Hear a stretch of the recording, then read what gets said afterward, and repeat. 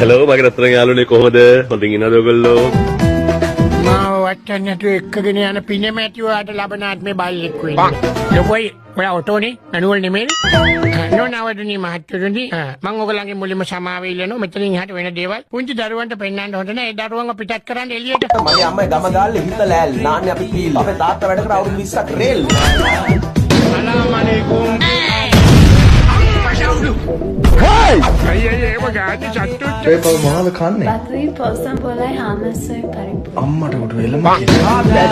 මානසිකව වැටුණත් වැටෙන්න ඕනේ මෙන්න මෙහෙම කැංගොල්.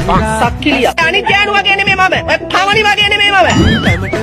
මාත් එක්ක කැමැත්තෙන් ආපු පළවෙනි ගෑණි තමයි ඔබ. අයියා වගේ කෙනෙක් ලබන්න ගෑණියෙක් පින් කරන්න. අයියා හැන්දෑවට අපේ ගෙදර වරේ. ඔබ එපා කීවත් මං හවස එන්න තමයි හිටියේ. චන්දන සීන ගංගේ යොකා නැතුව නාලා උගේ වල්ලකින් මුලෝ කාලා නානානානානානා ආවේ කම්පල එළියට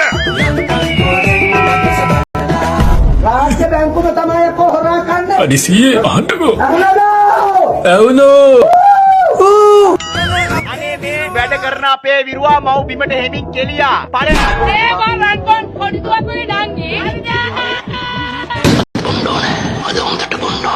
අරින් දැන් වරෙන් ආගන පනවද නැන. I came here today to address කියන්න දෙන මෙච්චරයි. ඔන්නම විසගින්දල් දේවතාව සිරසගිනිගත් ආනුභාවයෙන් රාණි රාජා මල මාර්ගයේ ගිනිහිර ඩංගු තිවතාංගු රාමකයි කෝද කෝදේස්සා